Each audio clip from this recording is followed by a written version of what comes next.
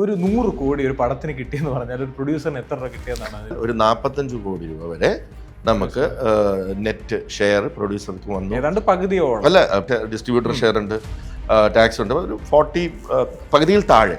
Marketing സേക്കിന് വേണ്ടിയിട്ടാണ് ഇത് world wide so gross എന്ന് പറയുന്നത്, which is A very fake figure എന്നാണ് ഞാൻ പറയുന്നത്. അങ്ങനെ ഒരു അവര് ബുക്ക് മൈ ഷോ തുറന്ന് തന്നെ ഇന്നത്തെ കളക്ഷൻ കാൽക്കുലേറ്റ് ചെയ്ത് തരും. ഒരു ടെക്നോളജിയും വേണ്ട. അവർ അസ്യൂം ചെയ്ത് ബാക്കി ഇങ്ങനെ ആയിരിക്കും അങ്ങനെ ആയിരിക്കും എന്ന് പറഞ്ഞ് ഞാനൊക്കെ ഞെട്ടിപ്പോയിട്ടുണ്ട്. ചില കണക്കുകൾ ഈ പിള്ളേർ ഇടുന്നത് ഭയങ്കര കറക്റ്റാ. ആടിന്റെ പരിപാടിയൊക്കെ കാണിച്ചു, ഇതിന്റെ ഗ്രോത്ത് പരിപാടികളെല്ലാം കാണിച്ച് ബഡ്ജറ്റ് ഇട്ട് ഇവിടെ വന്ന് കോൺട്രാക്ട് വിട്ട് ആ കോൺട്രാക്ടിന്റെ ഫൈൻ ട്യൂണിങ് ചെയ്തുകൊണ്ടിരിക്കുമ്പോഴാണ് ആ ഫെബ്രുവരിയിൽ പ്രൊഡ്യൂസർ അസോസിയേഷന്റെ കണക്ക് വരുന്നത് ഇത്ര കോടി രൂപ ലോസ് എന്ന്. പിന്നെ വിളിച്ചിട്ട് ഒരു ഫോൺ എടുക്കുന്നുണ്ട്, മെയിലും ഇല്ല. ചുമ്മാ ട്രെയിനൊന്നും ഫ്ലൈറ്റൊന്നും ഒക്കെ വലിച്ചു വാരി നമുക്ക് സ്ക്രിപ്റ്റിൽ എഴുതാം. ഇതൊന്നും പ്രാക്ടിക്കലി പോസിബിൾ അല്ല എന്നുള്ളത് ഒരു എക്സ്പീരിയൻസ് പ്രൊഡ്യൂസറിന് മനസ്സിലാവും. പക്ഷേ അപ്പുറത്തിരിക്കുന്ന ആൾക്ക് അതിന്റെ കോസ്റ്റ് വാല്യൂറ്റ് ചെയ്യാൻ പറ്റില്ല. അപ്പം നമ്മളെ വാല്യൂറ്റ് ചെയ്യുന്ന ട്രെയിൻ, റെയിൽവേ സ്റ്റേഷൻ, നൈറ്റ്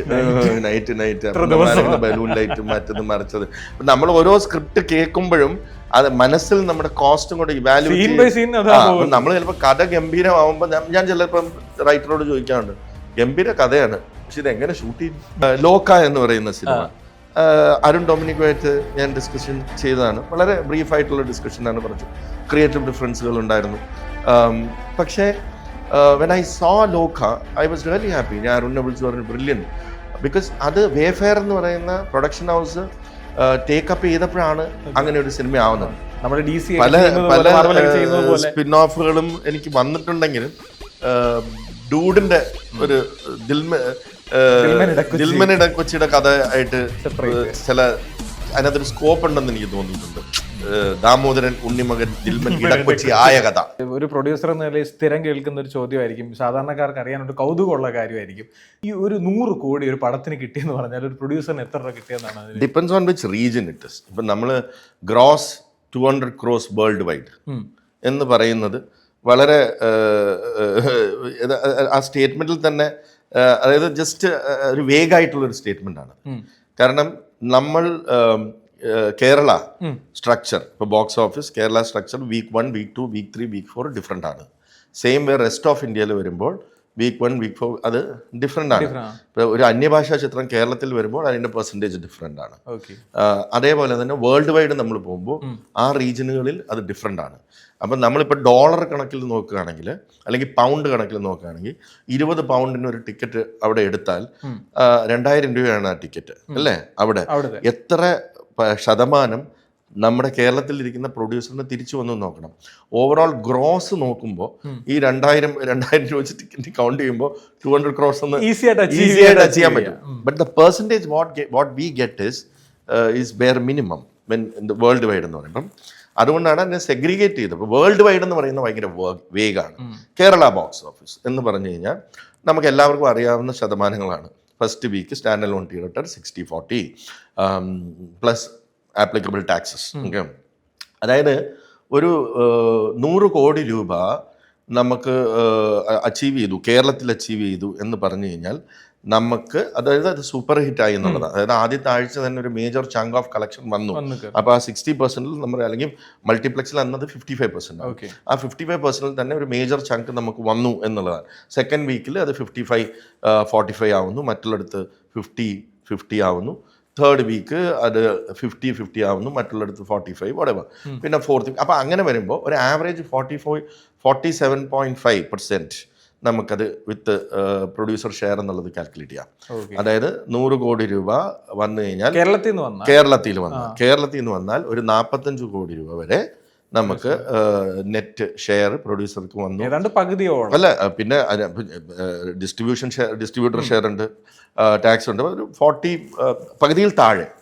പകുതിയിൽ താഴെയാണ് നമ്മുടെ പ്രൊഡ്യൂസർ ഷെയർ എന്ന് പറഞ്ഞൊരു, ആഫ്റ്റർ ടാക്സ് എന്നൊക്കെ പറഞ്ഞാൽ ഒരു 40% നോക്കിയാൽ മതി. എന്നാൽ ഇന്റർനാഷണലി വരുമ്പോൾ അതിൽ 20% ആണ്. ബിക്കോസ് കൂടുതലും ഇന്റർനാഷണലി നമ്മൾ ഒരു നെറ്റ് റേറ്റിന് അത് കൊടുക്കുകയാണ്, അല്ലെങ്കിൽ ഒരു MG കൊടുക്കുകയാണ്. കൊടുത്തു കഴിഞ്ഞ് MG മേലെ ഉള്ളതിന് ഒരു ഷെയർ ഉണ്ടാവും, ഡിപ്പെൻസ് ഓൺ. അപ്പം പക്ഷെ അതൊന്നും സാധാരണ വരാറില്ല. അത് എല്ലാവർക്കും അറിയാവുന്ന കാര്യം തന്നെയാണ്. കിട്ടിയാൽ കിട്ടി. അപ്പം നമ്മളൊരു MG അതങ്ങ് കൊടുക്കുകയാണ്. അതുകൊണ്ട് പ്രൊഡ്യൂസർക്ക് കിട്ടാനുള്ളത് most of the time internationally എല്ലാ റീജിയനിലും റിലീസ് ചെയ്യുന്ന പടങ്ങളെന്ന് പറഞ്ഞാൽ അതൊരു A ക്ലാസ് അല്ലെങ്കിൽ A+ ക്ലാസ് പടമായിരിക്കും. എല്ലാ പടങ്ങളൊന്നും അവിടെ എല്ലാ റീജിയനിലും ഒന്നും റിലീസ് ആവും, മാക്സിമം മിഡിൽ ഈസ്റ്റ് റിലീസ് ആവും. പക്ഷേ മാർക്കറ്റിംഗ് സേക്കിന് വേണ്ടിയിട്ടാണ് ഇത് വേൾഡ് വൈഡ് സോ ഗ്രോസ് എന്ന് പറയുന്നത്, which is A very fake figure എന്നാണ് ഞാൻ പറയുന്നത്. അങ്ങനെ ഒരു ഇതെല്ലാം ഒരു ഗിമിക്സ് ആണ്. ഗിമിക്സ് എന്നല്ല, എല്ലാം മാർക്കറ്റിംഗ് വേണ്ടി ഉപയോഗിക്കാം. ഓക്കെ, ഇത്രയും പേര് സ്വീകരിച്ചു എന്ന് കാണിക്കാൻ വേറൊരു ഒന്നുകിൽ നമ്മൾ ഇത്രയും പേര് ഷോ കണ്ടു അല്ലെങ്കിൽ ഇത്ര ഷോസ് നടന്നു എന്ന് പറയാം. അതും വേഗം ആ കണക്കൊന്നും ആരും നോക്കണില്ലല്ലോ. നിങ്ങൾ ഇറങ്ങി പണിയെടുക്കുന്നതുകൊണ്ടാണോ സക്സസ് റേറ്റ് കൂടിയത്? എന്നും പറയാൻ പറ്റില്ല. അതൊരു ഞാൻ പറഞ്ഞില്ലേ, അതൊരു കോമ്പിനേഷനാണ്. ഇറങ്ങി പണിയെടുക്കുന്നുണ്ട്. പക്ഷേ അതിൻ്റെ may be probably the selection of scripts or the cost at which it's made. ഞാൻ കൂടുതലും തുടങ്ങിയത് സ്ലോ സ്റ്റാർട്ട് കണ്ടന്റ് ഫിലിംസിലൂടെയാണ് അല്ലേ. ഇപ്പം മങ്കിപ്പൻ, അടികപ്പ്യാര, കൂട്ടമണി, അങ്ങനെ അന്ന് ആട് ഒരു ചെറിയ പടമാണ്. അങ്ങനെ ചെറിയ പടങ്ങളിലൂടെ വന്ന് പിന്നെ എലിവേറ്റ് ചെയ്ത് ഇന്ന് ആട് എത്തി നിൽക്കുമ്പോൾ ഒരു വലിയ ബിഗ് ബഡ്ജറ്റ് സിനിമയിലേക്ക് എത്തി നിൽക്കുന്നു. അപ്പം സ്മോൾ ഇസ് ബ്യൂട്ടിഫുൾ എന്നുള്ളതായിരുന്നു എൻ്റെ ഒരു കോൺസെപ്റ്റ്. അപ്പം അതിൻ്റെ വേണ്ട പ്രൈസിൽ നല്ല കണ്ടന്റ് ഉണ്ടാക്കി ആർട്ടിസ്റ്റ് വാല്യൂ ഉണ്ടോ എന്ന് വെച്ചാൽ അവനിപ്പോൾ അങ്കമാലി ഡയറീസിനെ പറ്റി പറയുകയാണെങ്കിൽ എന്ത് ആർട്ടിസ്റ്റ് വാല്യൂ ആണുള്ളത്. അപ്പം അങ്ങനെയുള്ള പ്രോജക്ട്സ് സേഫ് ബെറ്റ്. അങ്ങനെ ആർട്ടിസ്റ്റ് വാല്യൂ ഇല്ലാത്ത സിനിമകൾ ചെയ്യുമ്പോൾ റിസ്ക് ഉണ്ട്. യു ക്യാൻ ഗെറ്റ് ടോട്ടൽ ലോസും ആവാം, ഒരു രീതിയിലും ശ്രദ്ധിക്കപ്പെടാതെ പോവാം. അപ്പം അവിടെ കണ്ടന്റിൽ ഫോക്കസ് ചെയ്യുന്നു. ഇപ്പം ഇറങ്ങി നിന്ന് പണിയെടുക്കുന്നു എന്ന് പറഞ്ഞു കഴിഞ്ഞാൽ ഓക്കെ, അത് എനിക്ക് അറിയാവുന്നതുകൊണ്ടാണ് ഇറങ്ങി നിന്ന് പണിയെടുക്കുന്നത്. ഇപ്പം എൻ്റെ അടുത്ത് വയലിൽ പോയി പണിയെടുക്കാൻ പറഞ്ഞാൽ എനിക്ക് ചിലപ്പോൾ അറിയത്തില്ലായിരിക്കും. ഇറങ്ങി നിന്ന് പണിയെടുത്തൂടെ, നല്ല കൊയ്യാലോ എന്ന് പറഞ്ഞു കഴിഞ്ഞാൽ നമുക്കറിയില്ല. നമ്മൾ എൻ്റർടൈൻമെൻറ്റ് ഫീൽഡിൽ മാത്രമേ ജോലി ചെയ്തിട്ടുള്ളൂ. അപ്പം അതിനെക്കുറിച്ച് അറിയാം. സ്മോൾ സ്ക്രീനിൽ നിന്നും വർഷങ്ങളോളം ജോലി ചെയ്തിട്ട് ബിഗ് സ്ക്രീനിലേക്ക് വന്നതാണ്. സോ കണ്ടന്റ് മേക്കിംഗ് ആയിരുന്നു അന്നും ഇന്നും. അപ്പോൾ അതുകൊണ്ട് തന്നെ ഒരു കണ്ടന്റ് സെലക്ഷൻ ചിലപ്പോൾ കുറച്ചും കൂടെ ബെറ്ററായി. ഇത് നമ്മളൊരു സ്ക്രീൻ പ്ലേ കാണുമ്പോൾ ഇത് സിനിമാറ്റിക് ആയിട്ട് അഡാപ്റ്റ് പെടുമ്പോൾ ഇപ്പം ഒരു ലേമാന്, എൻ്റർടൈൻമെൻറ്റുമായിട്ട് സിനിമ മാത്രം കണ്ട് പരിചയമുള്ള ഒരു ലേമാന് ഒരു സ്ക്രിപ്റ്റ് കാണുമ്പോൾ ചിലപ്പോൾ കഥയായിട്ട് കേൾക്കുമ്പോൾ അത് ഭയങ്കര ഇൻട്രസ്റ്റിംഗ് ആയിട്ട് തോന്നാം അല്ലേ. ഇത് നല്ല കഥയാണ്. എൻ്റെ അടുത്ത് പലരും വന്ന് പറയുന്നുണ്ട്, ഞങ്ങളൊരു സിനിമ പ്രൊഡ്യൂസ് ചെയ്യാൻ പോകുന്നുണ്ട്, സാറിൻ്റെ ഫുൾ സപ്പോർട്ട് വേണം. മുന്നാ ഉക്കരം കഥയാണ്, ഞാൻ ഇതുവരെ കേട്ടിട്ടുള്ളതിൽ ഏറ്റവും ഗംഭീരമായ കഥയാണ് എന്ന് പറയും. ഞാൻ ചാനലിലിരിക്കുമ്പോൾ ഇത് കുറേ കേട്ടിട്ടുണ്ട്. അപ്പോൾ അത് കേൾക്കുമ്പോൾ തന്നെ സാർ എന്ത് ചെയ്യുന്നു, ഞാൻ ഫാർമസ്യൂട്ടിക്കൽ ബിസിനസ്സിലാണ്. ഞാൻ പറഞ്ഞാൽ ശരി, അങ്ങനെ എന്തെങ്കിലുമൊക്കെ പറയാറുണ്ട്. അപ്പം നമ്മൾ കഥയൊന്ന് കേൾക്കട്ടെ എന്ന് കേൾക്കുമ്പോൾ നമ്മൾ വിഷ്വലൈസ് ചെയ്യുമ്പോൾ നമ്മൾ മനസ്സിൽ പാവം അദ്ദേഹത്തിൻ്റെ പുള്ളിയുടെ പെർസ്പെക്റ്റീവിൽ അത് വളരെ നല്ല കഥയാണ്. പക്ഷെ നമ്മൾക്കറിയാം ഇത് അഡാപ്റ്റ് ചെയ്യപ്പെടുമ്പോൾ ഒരുപാട് ഫ്ലോസ് അതിനകത്ത് വിഷ്വലി വരും എന്നുള്ളത്. മേ ബി ആ സ്ട്രെങ്ത് എനിക്ക് ഉണ്ടാവുന്നതുകൊണ്ടായിരിക്കാം കുറച്ചും കൂടെ എഫക്റ്റീവായിട്ട് സ്ക്രിപ്റ്റ് നമുക്ക് ചെയ്യാൻ പറ്റുന്ന സ്ക്രിപ്റ്റുകൾ ചിലത്. ഇപ്പം ഞാൻ പറഞ്ഞ നേരത്തെ ഈ പറഞ്ഞ എക്സാമ്പിൾ ഇദ്ദേഹത്തിന് തന്നെ, നമ്മളിപ്പോൾ ഒരു സ്ക്രിപ്റ്റ് കേൾക്കുമ്പോൾ നമ്മൾ അതിനകത്ത് പല കാര്യങ്ങളും ഇവാലുവേറ്റ് ചെയ്യുന്നുണ്ട്. ഇതിൻ്റെ ബുദ്ധിമുട്ടുകൾ, ഇത് ഷൂട്ട് ചെയ്യാനുള്ള എൻ്റെ പെർമിഷൻ പ്രോബ്ലംസ് എന്തൊക്കെ വരാം, ചുമ്മാ ട്രെയിനെന്നോ ഫ്ലൈറ്റെന്നോ ഒക്കെ വലിച്ചു വാരി നമുക്ക് സ്ക്രിപ്റ്റിൽ എഴുതാം. ഇതൊന്നും പ്രാക്ടിക്കലി പോസിബിൾ അല്ല എന്നുള്ളത് ഒരു എക്സ്പീരിയൻസ് പ്രൊഡ്യൂസറിന് മനസ്സിലാവും. പക്ഷേ അപ്പുറത്തിരിക്കുന്ന ആൾക്ക് അതിൻ്റെ കോസ്റ്റ് ഇവാലുവേറ്റ് ചെയ്യാൻ പറ്റില്ല. അപ്പം നമ്മളെ ഇവാലുവേറ്റ് ചെയ്യുന്ന railway station, night balloon light, മറ്റത് മറിച്ചത്. അപ്പം നമ്മൾ ഓരോ സ്ക്രിപ്റ്റ് കേൾക്കുമ്പോഴും അത് മനസ്സിൽ നമ്മുടെ കോസ്റ്റും കൂടെ ഇവാലുവേറ്റ്. നമ്മൾ ചിലപ്പോൾ കഥ ഗംഭീരമാവുമ്പോൾ ഞാൻ ചിലപ്പം റൈറ്ററോട് ചോദിക്കാറുണ്ട്, ഗംഭീര കഥയാണ്, പക്ഷെ ഇതെങ്ങനെ ഷൂട്ട് ചെയ്യും? അപ്പൊ അവരും ചിരിക്കും, അവർക്കറിയാൻ കാര്യം. അപ്പൊ ഇതെങ്ങനെ ഷൂട്ട് ചെയ്യും, ഇത് എത്ര തീരുമെന്ന നിങ്ങളുടെ ഒരു കണക്ക് പറഞ്ഞേ, ഇത് എത്രയും തീരുമെന്ന് പറയുമ്പോൾ അപ്രോക്സിമേറ്റ് ഒരു കണക്ക് പറയും. നടന്നത് തന്നെ, ബിക്കോസ് ദാറ്റ് ഇസ് എക്സ്പീരിയൻസ്. അപ്പൊ നമ്മൾ അങ്ങനെ വിട്ടുകളയുന്ന സ്ക്രിപ്റ്റുകളുണ്ട്. ഇത് നല്ല സൂപ്പർ കഥയായിരിക്കും, പക്ഷെ ഇത് പ്രാക്ടിക്കലി പോസിബിൾ അല്ല എന്ന് പറഞ്ഞ് വിട്ടുകളയുന്ന സിനിമകളുണ്ട്. അത് പലരും എടുക്കാൻ ശ്രമിച്ച് പകുതി വഴിയിൽ നിന്ന് പോയ കഥകളുമുണ്ട്. അപ്പൊ അന്നേ ഞാൻ അത് ഡയറക്ടറെ പിന്നെ കാണും, എന്തായി, അല്ല സാറേ അത് ശരിയായില്ല, അത് ഞാൻ പറഞ്ഞ അന്നേ അത് പറഞ്ഞല്ലേ, അത് നിങ്ങൾ എഴുതുമ്പോൾ നിങ്ങൾ ക്രിയേറ്റീവായിട്ട് ചിന്തിക്കുമ്പോൾ പല കാര്യങ്ങളും നമുക്ക് ചിന്തിക്കാം, പക്ഷെ അതിന് പ്രാക്ടിക്കൽ ആണെന്നും കൂടെ നോക്കണം. ഈ വേണ്ടാന്ന് വെച്ചിട്ട് വേറെ ആരെങ്കിലും ചെയ്ത് ഹിറ്റായ സിനിമകൾ ഒരുപാടുണ്ട്. വേണ്ടാന്ന് വെച്ചല്ല, വേണ്ടാന്ന് വെച്ചെന്ന് അങ്ങനെയല്ല, ഞാൻ ഇപ്പം പല കാരണങ്ങൾ കൊണ്ട് നടക്കാതെ പോയത് എന്ന് പറയുന്ന സിനിമകളുണ്ട്. ഇപ്പം ഓം ശാന്തി ഓശാന എന്ന് പറയുന്ന സിനിമ, മിഥുന് അറിയാവുന്ന കഥകളാണ്. മിഥുനും ജൂഡിനും അഡ്വാൻസ് കൊടുക്കുക, അത് പല കാരണങ്ങളും, എൻ്റെ ഫോൾട്ടും അല്ല, മിഥുൻ്റെ ഫോൾട്ടും അല്ല, ജൂഡിൻ്റെ ഫോൾട്ടും അല്ല, അത് വേറെ എക്സ്റ്റേണൽ ഒരു ഇഷ്യൂ കാരണം അത് സംഭവിച്ചില്ല. അത് ഹിറ്റാവുന്നു. ജയ ജയ ജയ ഹോ, എനിക്ക് വിഷമമുണ്ട്. അൽവിൻ വിപിൻ ഞാൻ ഇൻട്രൊഡ്യൂസ് ചെയ്തതാണ് മുദ്ദുകവില്. വിപിന് രണ്ടാമത്തെ സിനിമയും നമ്മളുമായിട്ട് ചെയ്യണം എന്നുള്ള ആഗ്രഹത്തിൽ അന്താക്ഷരി ചെയ്തു. അത് കഴിഞ്ഞിട്ട് ഇത് കുറേ നാൾ ഞങ്ങൾ ഡിസ്കസ് ചെയ്ത് അന്ന് കാസ്റ്റ് വേറെ ആയിരുന്നു. പക്ഷേ അതിങ്ങനെയായിരുന്നു സംഭവിക്കേണ്ടത്. അല്ലെങ്കിൽ എനിക്ക് കുറ്റബോധമില്ല, കാരണം അത് വിപിന് നല്ലത് വരട്ടെ എന്നുള്ളത്. കാരണം അത് ബേസിൽ വന്നതുകൊണ്ടും അതിൻ്റെ ആ കോമ്പിനേഷൻ വന്നതുകൊണ്ടുമാണ് അത് വർക്കൗട്ട് ആയത്. ഞാൻ ചെയ്തിരുന്നെങ്കിൽ ചിലപ്പോൾ അതിൻ്റെ ഒരു എൻഡ് റിസൾട്ട് ഇതായിരിക്കില്ലായിരിക്കും. അപ്പം അന്ന് ഞാനിത് എൻ്റെ അടുത്ത് ഈ കഥ പറയാം, അന്ന് ബേസിലൊരു ലീഡ് ആക്ടർ അല്ല, അങ്ങനെ ആ സമയത്തല്ല. പിന്നെ അത് ആ റോൾ ആര് ചെയ്യും എന്നൊക്കെയുള്ള പല ഒരു ബേസിലൊരു മാർക്കറ്റബിൾ സ്റ്റാർ ആവുകയും ദർശനെ പോലെ ഒരു ആക്ട്രസ് അതിലേക്ക് വരികയും അതിൻ്റെ വിമൻ അത് ചില കാര്യങ്ങൾ അവരുടെ ഡിസ്കഷനിൽ ഉരുത്തിരിഞ്ഞു വരുന്നത്, അത് ആഡ് ഓൺ ഒക്കെ ആവുമ്പോഴാണ് അങ്ങനെ ഒരു സിനിമ ഉണ്ടാവുന്നത് അല്ലേ. അതുകൊണ്ട് അത് അങ്ങനെ ഒരു ഡെസ്റ്റിനി അതിന് വന്നു. So I was happy, because Vipin നന്നായിരുന്ന എനിക്ക് നല്ലതല്ലേ, വീണ്ടും വീണ്ടും എനിക്ക് ചെയ്യാലോ.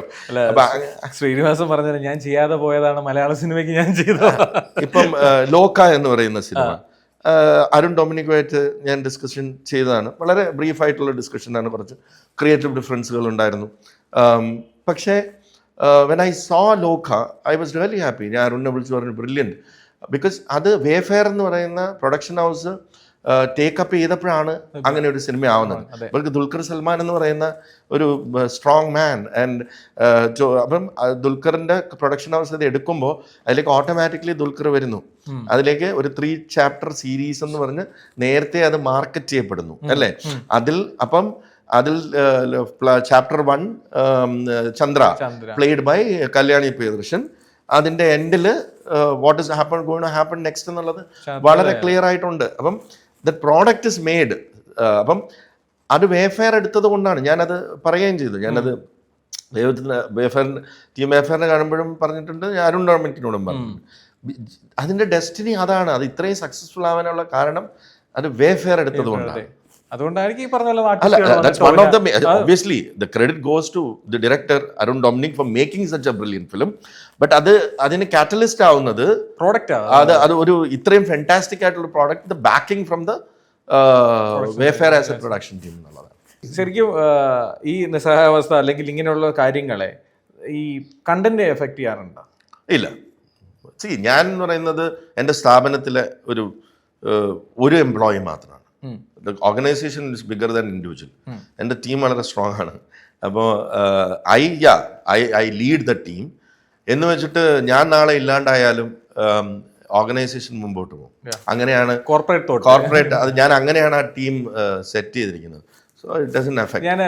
ഒരു producer. Yeah, definitely they all want me and they feel energized when I'm there. But അതല്ലെങ്കിലും മുമ്പോട്ട് പോകും. ഈ ആട് 3 സക്സസ് ആയി കഴിഞ്ഞ് അങ്ങനെ സംഭവിക്കില്ല, ടച്ച് വുഡ്, അങ്ങനെ സംഭവിച്ച് കഴിഞ്ഞ് ഇതിനകത്ത് ഒരു സ്പിൻ ഓഫ് ലൈക്ക് ഒരു ക്യാരക്ടർ എടുത്തൊരു സിനിമയാക്കുകയാണെങ്കിൽ ആദ്യം ആരുടെ ആയിരിക്കും ചെയ്യുക? നമ്മുടെ DC പല സ്പിൻ ഓഫുകളും എനിക്ക് വന്നിട്ടുണ്ടെങ്കിലും ഡൂഡിന്റെ ഒരു ദിൽമൻ കൊച്ചിയുടെ കഥ ആയിട്ട് ചില അതിനകത്തൊരു സ്കോപ്പ് ഉണ്ടെന്ന് എനിക്ക് തോന്നിയിട്ടുണ്ട്. ദാമോദരൻ ഉണ്ണിമകൻ ദിൽമൻ ഇടക്കൊച്ചി ആയ കഥ, അതായത് അതിനൊരു മലേഷ്യയിൽ പോയ കഥ നമുക്ക് അത് കഴിഞ്ഞിട്ട് പിന്നെ അപ്പൊ ഒരു ചിന്തിക്കാവുന്ന ഒരു സാധനമാണ്. പിന്നെ ഒബ്വിയസ്ലി പാപ്പന്റെ ഇതിന് ഒരുപാട് സ്കോപ്പ് ഉണ്ട് അല്ലെ. പാപ്പന്റെ ടീമിന് വടംവലിയും പുള്ളിയുടെ ഒരു ടീമും ഉള്ളത് കൊണ്ടിട്ട് പാപ്പന് ഇപ്പൊ ഹൈ റേഞ്ച് വിട്ട് അമേരിക്കയിൽ പോകാലോ വടംവലിക്കാനായിട്ട് അല്ലേ. എവിടെ വേണമെങ്കിലും പാപ്പന്റെ ടീമിനെ കൊണ്ട് പ്ലേസ് ചെയ്യാൻ അവിടെ ഉണ്ടാവുന്ന പ്രോബ്ലംസ് വളരെ ഈസിയാണ്. ഓരോ ക്യാരക്ടറിനും നമുക്ക് കഞ്ചാവ് സോമന് പോലും കഥയുണ്ട്.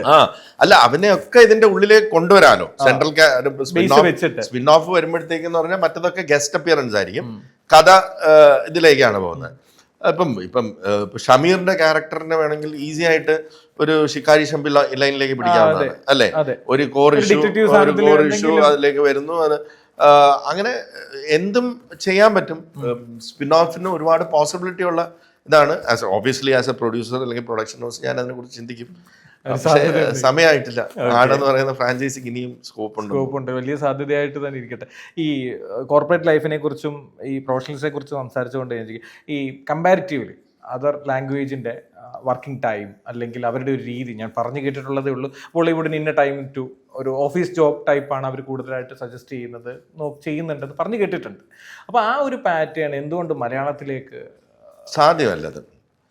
കാരണം അവർക്ക് നമ്മുടെ ഒരു ഇന്ത്യയിലെ ഇത് നോക്കുമ്പോൾ ഒരു 5ാം സ്ഥാനത്ത് നിൽക്കുന്ന ഇൻഡസ്ട്രിയാണ്. അതായത് ബോളിവുഡ്, ടോളിവുഡ്, തെലുങ്ക്, തമിഴ്, ഇപ്പൊ കന്നഡ. നമ്മളന്ന് മുമ്പ് 4ാം സ്ഥാനമായിരുന്നു. ഇപ്പം അവിടെ നിന്ന് ഇറങ്ങുന്ന സിനിമകൾ എല്ലാം ബിഗ് ബഡ്ജറ്റ് സിനിമകളാണ്. ഇപ്പം നമ്മൾ 5ാം സ്ഥാനത്ത് നിൽക്കുന്ന ഒരു കൊച്ചു ഇൻഡസ്ട്രിയാണ്.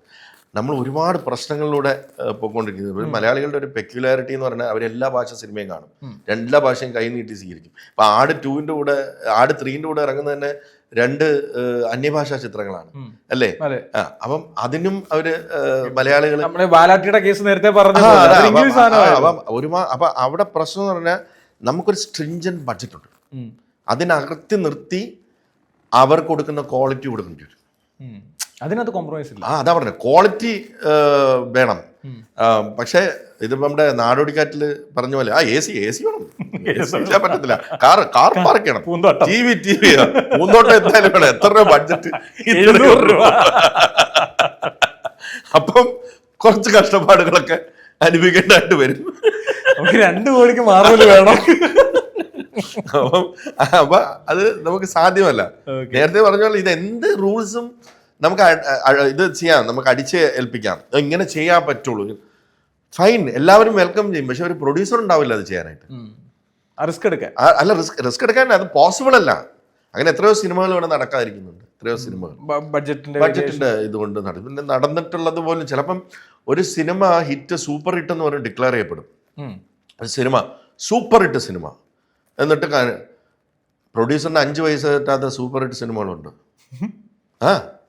സൂപ്പർ ഹിറ്റ് ആണ്, പക്ഷെ അതായത് 10 കോടി 15 കോടി രൂപ ബോക്സ് ഓഫീസിൽ ഷെയർ വന്നു കഴിഞ്ഞാൽ സൂപ്പർ ഹിറ്റ് ആയോ? മനസ്സിലായി. 15 കോടി എന്ന് പറഞ്ഞാൽ സൂപ്പർ ഹിറ്റ് ആണ്, ഡിക്ലയർഡ് സൂപ്പർ ഹിറ്റ്. അല്ലെങ്കിൽ 20 കോടി എന്ന് പറഞ്ഞാൽ സൂപ്പർ ഹിറ്റ് ആണ്. 40 രൂപയാണ് ബഡ്ജറ്റ് എങ്കിലോ OTT റൈറ്റ്സും എല്ലാ റൈറ്റ്സും വിറ്റ് കഴിഞ്ഞാലും ചിലപ്പോൾ ബ്രേക്ക് ഈവൻ ആവില്ല, പകുതിക്ക് മേലെ പോലും ആവില്ല, പകുതി നഷ്ടം. അവിടെയാണ് ഈ പ്രോബ്ലം വരുന്നത്. അപ്പൊ അതാണ് പറഞ്ഞത്, മലയാള സിനിമയ്ക്ക് ഓരോ പ്രോജക്റ്റിനും ചെയ്യുന്നതിന് ഒരു ബഡ്ജറ്റ് ഉണ്ട്. ആ ബഡ്ജറ്റിനകത്ത് നിർത്തി അത് ചെയ്യാൻ പറ്റത്തുള്ളൂ. അപ്പൊ ചില നീക്കി പോക്കുകൾ മറ്റുള്ള എല്ലാവരുടെയും ചെയ്യേണ്ടതായിട്ട് വരും. ഇപ്പോഴത്തെ ഒരു പുതിയ ട്രെൻഡാണ് ഇത്ര ദിവസം കൂടി ഇത്ര കളക്ഷൻ കയറി, 50 കയറി, 100 കയറി, ഇങ്ങനെ വൈഡ് റിലീസിൽ അങ്ങനെ വരാറുണ്ട്. വൈഡ് റിലീസിൽ ഭാഗം കൂടിയായിരിക്കും. പക്ഷെ അതിനകത്തൊരു സത്യസന്ധത ഇല്ല എന്നുള്ളതല്ലേ പറയുന്നതിനകത്ത്. മാർക്കറ്റിംഗ് ടൂളായിട്ട് യൂസ് ചെയ്യുന്നതാണ് അത്. നമുക്കിപ്പം നിങ്ങൾ അങ്ങനെ ചെയ്യാൻ പാടില്ല എന്ന് പറയാൻ പറ്റില്ല. ഓരോരുത്തർക്കും ഓരോ മാർക്കറ്റിംഗ് ടൂൾ, നമ്മളത് ചെയ്യാറില്ല. അത് അപ്പം നമ്മൾ അത് ചിലപ്പം അവർക്ക് തോന്നിയാൽ ഇങ്ങനെ. പക്ഷേ എൻഡ് ഓഫ് ദി ഡേ മലയാളികൾ ഭയങ്കര സെൻസിബിളാണ്. ഓഡിയൻസ് അവർക്കറിയാം ഒരു പടം. അവർ ബുക്ക് മൈ ഷോ തുറന്ന് തന്നെ ഇന്നത്തെ കളക്ഷൻ കാൽക്കുലേറ്റ് ചെയ്ത് തരും. ഒരു ടെക്നോളജിയും വേണ്ട. അവർ അസ്യൂം ചെയ്ത് ബാക്കി ഇങ്ങനെ ആയിരിക്കും അങ്ങനെ ആയിരിക്കും എന്ന് പറഞ്ഞാൽ ഞാനൊക്കെ ഞെട്ടിപ്പോയിട്ടുണ്ട്. ചില കണക്കുകൾ ഈ പിള്ളേർ ഇടുന്നത് ഭയങ്കര കറക്റ്റാ. ചേട്ടാ എനിക്ക് വരും മെസ്സേജ്, ചേട്ടാ ഇന്നലെ ഇത്രയല്ലേ ഷെയർ വന്നത്. ഇതെങ്ങനെ മനസ്സിലായി? ടിക്കറ്റ് വെച്ചിട്ട് അവര് ടിക്കറ്റ് ഇത് വെച്ച് അവര് കണക്കെടുക്കും. ആ കണക്കില് ഒരുപാട് സയൻസ് ഉണ്ട്. അതിന്റെ കൂടെ കുറച്ച് ഇതും കൂടെ ഇട്ട് കഴിയുമ്പോൾ ബാക്കിയുള്ള തിയേറ്റേഴ്സിന്റെ കിട്ടും. മോറലെസ് കറക്റ്റ് ആയിരിക്കും. അവരോടാണ് നമ്മള് അവരോടാണ് നമ്മൾ ഈ കണക്കുമായിട്ട് പോകുന്നത്. Don't underestimate the power of a common audience. ഈ അതിനിടയിൽ ഉണ്ടായിരുന്ന ഒരു സംവിധാനമായിരുന്നു ഈ മാസത്തിലെ സിനിമകളുടെ കണക്ക്, പ്രൊഡ്യൂസർ അസോസിയേഷൻ ഒരു സാധനം. അത് വിജയബാബു എന്ന് പറയുന്ന ഒരു പ്രൊഡ്യൂസർ ന്യായീകരിക്കുകയാണോ അല്ലെങ്കിൽ രണ്ട് വശവും വന്നിട്ടുണ്ട്? ഞാൻ അതിനെതിരാണ്. ഞാൻ ഒരിക്കലും ന്യായീകരിക്കില്ല. കാരണം അതിന് ഞാൻ അതിന്റെ വ്യക്തമായ റീസൺസ് പറഞ്ഞിട്ട് അതിന്റെ ഒരു വിക്ടിമും കൂടാണ് ഞാൻ. വിക്ടിം എന്ന് പറഞ്ഞു കഴിഞ്ഞാൽ ഇന്ന് ഞാൻ അത് ഡെസ്റ്റിനിയാന്ന് വിചാരിക്കുന്ന ആളാണ്.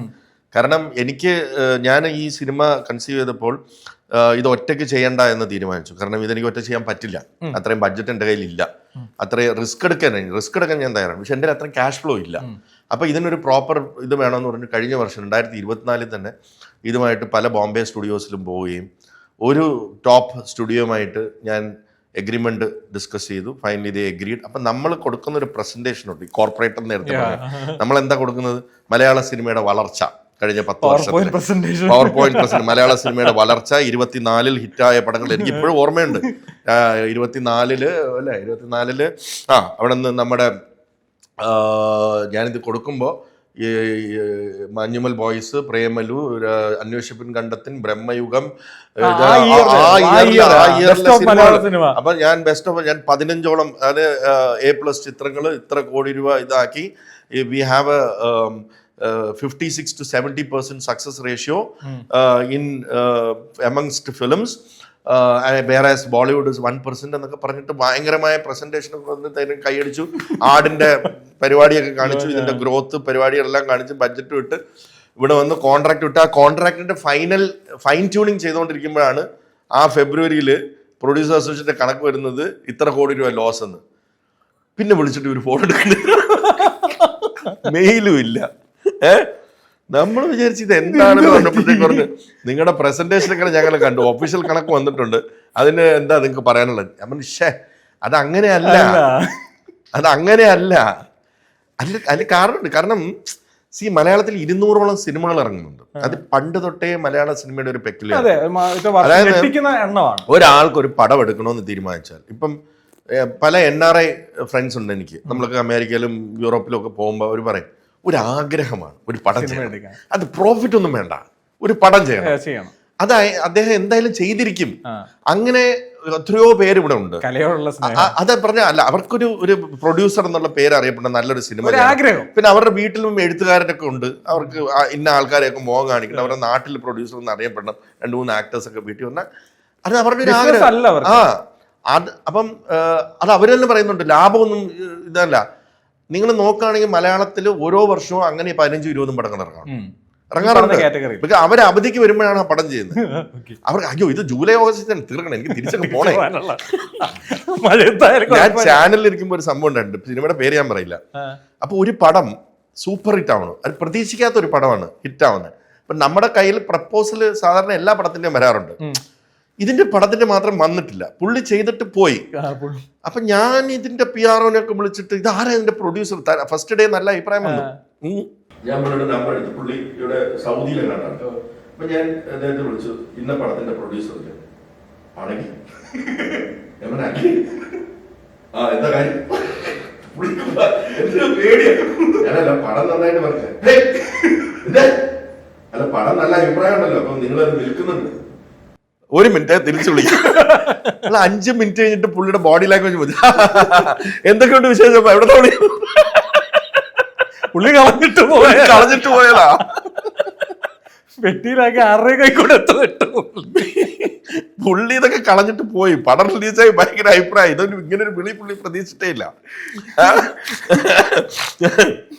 അപ്പോ ഈ കണക്ക് അപ്പൊ ഞാൻ പറഞ്ഞ നമ്മൾ സീരിയസ് ആയിട്ട് ചെയ്യുന്ന, ഇപ്പം ഒരു ABC കാറ്റഗറിയിലേക്ക് സിനിമ കൊണ്ടുവരണം എന്നിട്ട് കണക്ക് പറയണം എന്നുള്ളതാണ് നമ്മളിപ്പം A ക്ലാസ് എന്ന് ഞാൻ പറയുന്നതെന്ന് പറഞ്ഞാൽ അങ്ങനെ ചെയ്യാൻ പാടില്ല. എല്ലാ സിനിമകളും ആണെങ്കിലും നമ്മളൊരു കണക്ക് കൊടുക്കുമ്പോൾ നമ്മളിപ്പം A ക്ലാസ്സിന് വേണമെങ്കിൽ വൈഡ് റിലീസിന് വെച്ചെടുക്കാം, അല്ലേ? റിലീസിന് വെച്ചെടുക്കാം, വൈഡ് റിലീസ് ചെയ്യപ്പെട്ട പടങ്ങൾ എന്ന് പറയാം, അല്ലേ? 100 തിയേറ്ററിന് മേളിലേക്ക് അല്ലെങ്കിൽ 150 തിയേറ്ററിലേക്ക് മേലെ റിലീസ് ചെയ്ത വൈഡ് റിലീസ് ചെയ്യപ്പെട്ട സിനിമ. വൈഡ് റിലീസ് സിനിമ എന്ന് പറഞ്ഞാൽ അത്യാവശ്യം അതിന്റെ കാരണം എന്ന് പറഞ്ഞാൽ അത് ചിലപ്പോൾ ഡയറക്ടർ, പ്രൊഡക്ഷൻ ഹൗസ്, ആക്ടർ കോമ്പിനേഷന് വലിയ രീതിയിൽ ചെയ്യാം. അല്ലെങ്കിൽ B ക്ലാസ് എന്ന് പറഞ്ഞാൽ 100 തിയേറ്ററിൽ റിലീസ് ചെയ്യപ്പെട്ട പടങ്ങൾ, അല്ലെങ്കിൽ 50 തിയേറ്ററിൽ റിലീസ് ചെയ്യപ്പെട്ട പടങ്ങൾ. അപ്പൊ ഈ കാറ്റഗറി അങ്ങനെ ഏതെങ്കിലും ഒരു കാറ്റഗറിയിലേക്ക് നമ്മൾ കൊണ്ടുവന്നാൽ A+ കാറ്റഗറി, അതായത് വൈഡ് റിലീസ് ചെയ്യപ്പെട്ട പടങ്ങളിൽ എത്ര ശതമാനം പ്രോഫിറ്റ് ഉണ്ടായി എന്ന് നോക്കുകയാണെങ്കിൽ മറ്റുള്ള ഇൻഡസ്ട്രി വെച്ച് കമ്പയർ ചെയ്യുമ്പോൾ വി ആർ ഫാർ അഹെഡ് ആണ്. അതെ, വി ആർ ഫാർ അഹെഡ് ആണ്. അതായത് എക്സ്പെക്ട് ചെയ്ത, അതായത് ആന്റിസിപ്പേറ്റ് ചെയ്യുന്ന പടങ്ങളിൽ കൂടുതലും വിജയിക്കുകയാണ് ഉണ്ടാവും. അപ്പൊ അവിടെയാണ് ഞാൻ പറഞ്ഞത് ആ കണക്ക് തെറ്റാണ്, നിങ്ങൾ ഇങ്ങനെ കണക്ക് ഉണ്ടാക്കണം, അല്ലെങ്കിൽ അത് മലയാള സിനിമയെ ഒരുപാട് അഫക്റ്റ് ചെയ്യും. നമ്മൾ ബഡ്ജറ്റുകൾ നമുക്ക് കൂടുതൽ വേണം, നമുക്ക് ഔട്ട്സൈഡ് സപ്പോർട്ട് വേണം. പക്ഷെ നിങ്ങൾ ഇങ്ങനത്തെ കണക്കുകൾ പുറത്ത് വിട്ടാൽ നമുക്ക് ഔട്ട്സൈഡിൽ നിന്നുള്ള സപ്പോർട്ടുകൾ കിട്ടാൻ അത് ബുദ്ധിമുട്ടാണ്. നമ്മുടെ ഈ ഒരു ഇൻഡസ്ട്രി എടുത്ത് നോക്കുകയാണെങ്കിൽ പറഞ്ഞ പോലെ ഒരു കോർപ്പറേറ്റ് ലെവൽ ഓഫ് തോട്ട്സ്, അത് ഇപ്പോൾ നല്ലതെന്ന് ചെയ്തതെന്ന് പറയുന്നവരുണ്ടാവാം, ഇറ്റ്സ് അപ് ടു. അപ്പോൾ ആ ഒരു രീതി കുറവാണ് എന്ന് തോന്നുന്നു. അല്ല, നമുക്ക് എന്നും ഒരു കോർപ്പറേറ്റ് കൾച്ചർ നിലനിന്നിരുന്നു. പേപ്പർലെസ് ആയിരുന്നേ ഉള്ളത്. വായിലെഴുതി വാക്ക് കൊടുത്തു ആ എന്ന് പറയാറുണ്ട്. കമ്മിറ്റ് ചെയ്തു. നമ്മുടെ മലയാളത്തിൽ മാത്രം ഉണ്ടായിരുന്ന ഒരു പെക്യുലർ പരിപാടിയാണ്. ഇല്ല, ഞാൻ അദ്ദേഹത്തിന് ഡേറ്റ് കൊടുത്തു, കോൺട്രാക്ട് ഇല്ല, മനസ്സിലായി, ഡേറ്റ് കൊടുത്തു, എനിക്ക് ഇദ്ദേഹത്തിന്റെ ഡേറ്റ് ഉണ്ട്, അല്ലെങ്കിൽ വാക്ക് കൊടുത്തു. ഇപ്പം നമ്മൾ ഡിയർ അടുത്ത ആഴ്ച നമ്മുടെ ഇത്, അയ്യോ ഞാൻ മറ്റേ ഇദ്ദേഹത്തിന്റെ പടത്തിന് വാക്ക് കൊടുത്തു. അഡ്വാൻസ് വാങ്ങിച്ചോ? ഇല്ല. എഗ്രിമെന്റ് വെച്ചോ? ഇല്ല. അതൊരു പ്രത്യേക തലം ഇപ്പൊ ബാർട്ടർ സിസ്റ്റം അത് അങ്ങനെ ഒരു കൾച്ചർ ഉണ്ടായിരുന്നു ഇവിടെ. വളരെ ബ്യൂട്ടിഫുൾ ആയിട്ടുള്ള ഒരു കൾച്ചറാണ്. കോർപ്പറേറ്റ് വരുമ്പം അതെല്ലാം പേപ്പറിലേക്ക് കൺവേർട്ട് ചെയ്യുന്നുള്ളൂ. ഒഫീഷ്യാലിറ്റി വരും. ഇത്രയും നമ്മൾ സാധാരണ ഒരു ടൈപ്പ് വരുമ്പോൾ ചില ബോംബെ സ്റ്റുഡിയോസിന്റെ പേപ്പർ ആകുമ്പോൾ നമ്മൾ പേടിച്ചു. നമ്മുടെ സ്ക്രിപ്റ്റിനെ കാട്ടി വലുപ്പമുണ്ട് അതിന്. ഒരു ആർട്ടിസ്റ്റ് അഗ്രിമെന്റ് അവർക്ക് വേണ്ടത് ആർട്ടിസ്റ്റ് അഗ്രിമെന്റ് ഇങ്ങനെ വേണം. നമ്മുടെ സ്ക്രിപ്റ്റിന് 100 പേജേ ഉണ്ടാവുള്ളൂ. പക്ഷേ ഒരു 2 പ്രൊഡക്ഷൻ ഹൗസ് നമ്മൾ ടൈപ്പ് ചെയ്യുന്ന കോൺട്രാക്ടിന് 150 പേജ് കാണും. അപ്പം നമ്മൾ എന്താ എഴുതി കൊടുക്കുന്നത് നമുക്ക് അറിയാൻ പറ്റില്ല. അപ്പം അതൊക്കെ വളരെ കെയർഫുൾ ആവണം. അപ്പം നമ്മളൊക്കെ അതുകൊണ്ട് 3 വട്ടം 4 വട്ടം ബിക്കോസ് ഇതിനകത്ത് ഒരുപാട് ഫ്യൂച്ചറിസ്റ്റിക് റൈറ്റ്സ്, IP ലോ, ഇപ്പം ഒരുപാട് ലോ വന്നിരിക്കുന്നുണ്ട്. ഇതൊക്കെ ഇവർക്ക് അറിയാം. അപ്പം അതുകൊണ്ട് പല അറിഞ്ഞുകൂടാത്ത കോർപ്പറേറ്റ് കൾച്ചറുമായിട്ട് എക്സ്പോസ് ആവാത്ത പല പ്രൊഡ്യൂസേഴ്സിനും ഒരുപാട് നഷ്ടങ്ങൾ ഇവിടെ സംഭവിക്കുന്നുണ്ട്. ഈ എഴുതിയെടുക്കുമ്പോൾ പല ഇതിനിടയ്ക്ക് ഒരു 2014-15 സമയത്ത് DVD റൈറ്റ്സ് കൊടുക്കുന്നതിനോട് OTT റൈറ്റ്സ് എഴുതി വാങ്ങിച്ചുകൊണ്ട് പോയതുണ്ട്. എത്രയോ സിനിമകൾ പറ്റിക്കപ്പെടുന്നു, അറിഞ്ഞില്ല. OTT എന്നുള്ള വാക്കൊന്നും ആർക്കും അറിയുന്നുണ്ടായിരുന്നില്ല. അത് പല രീതിയിൽ വ്യാഖ്യാനിക്കപ്പെടാം.